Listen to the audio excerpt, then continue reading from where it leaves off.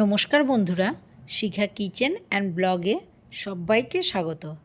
আজ আমি আপনাদের সাথে শেয়ার করব কাঁচা আমের আমসত্ত্ব। এখানে আমি 6টা কাঁচা আম নিয়েছি। এই আমগুলো কিন্তু আমাদের গাছের আম। আমগুলো ভালো করে ধুয়ে একটা পিলার দিয়ে ছাড়িয়ে নিয়েছি। এবার আমগুলো সব টুকরো টুকরো করে কেটে নেব। সব আমগুলোরই শক্ত আটি হয়ে গেছে, তাই মাঝখান থেকে কাটতে পারলাম না, সাইড থেকে কেটে নিয়েছি। এবারে এই আমগুলো সেদ্ধ করে নেব।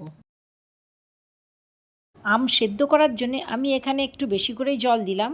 এখানে আমি 1 মগ জল দিয়েছি। এবার জলের মধ্যে আমগুলো সব দিয়ে দিলাম আর সেদ্ধ হওয়ার জন্য আমি ঢাকা বন্ধ করে দিলাম। হাই হিটে 15 থেকে 20 মিনিট ধরে আমগুলো সেদ্ধ করে নিয়েছি।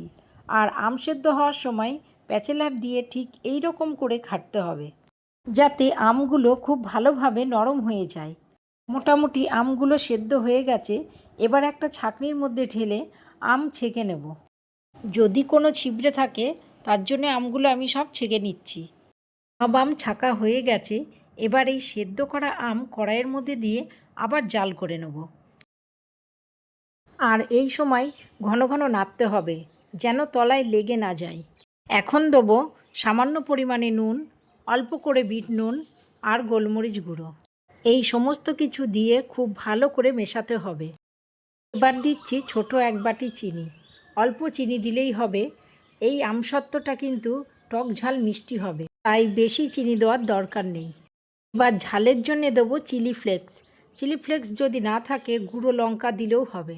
দেখুন আম ফোটাতে ফোটাতে কতটা গাঢ় হয়ে গেছে। এই অবস্থাতে নামিয়ে নিতে পারি, কিন্তু এটা কাঁচা আমের, তাই কাঁচা আমের রং আনার জন্যে খুব সামান্য ফুড কালার দিচ্ছি। এটা দেওয়াতে খুব সুন্দর একটা কাঁচা আমের কালার এসে গেল। এখন এই অবস্থাতে গ্যাসের ফ্লেমটা বন্ধ করে দিলাম। এবার থালার মধ্যে খুব ভালো করে সর্ষের তেল মাখিয়ে নিলাম। সর্ষের তেল মাখানোর পর আমের পাল্প ঢেলে আস্তে আস্তে ঘুরিয়ে ঘুরিয়ে সমান করে নিলাম। বেশি মোটা করে দিইনি, পাতলা করেই দিয়েছি। আমার 3টে থালাই হয়েছে। এবার থালাগুলো রোদ্দুরে দেব।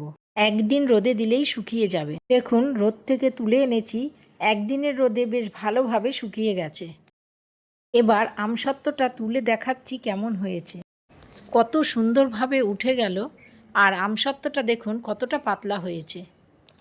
ভিডিওটি যদি ফেসবুক থেকে দেখে থাকেন তাহলে পেজটি ফলো করে দেবেন, আর যদি ইউটিউব থেকে দেখে থাকেন তাহলে চ্যানেলটি সাবস্ক্রাইব করে নতুন বন্ধু হয়ে আমার পাশে থাকবেন।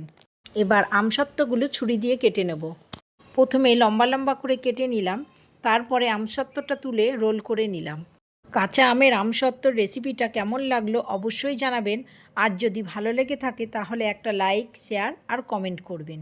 আজ এই পর্যন্তই। আবারও দেখা হবে নতুন কোনো রেসিপি নিয়ে। সবাই ভালো থাকবেন, সুস্থ থাকবেন। আজকের মতো টাটা।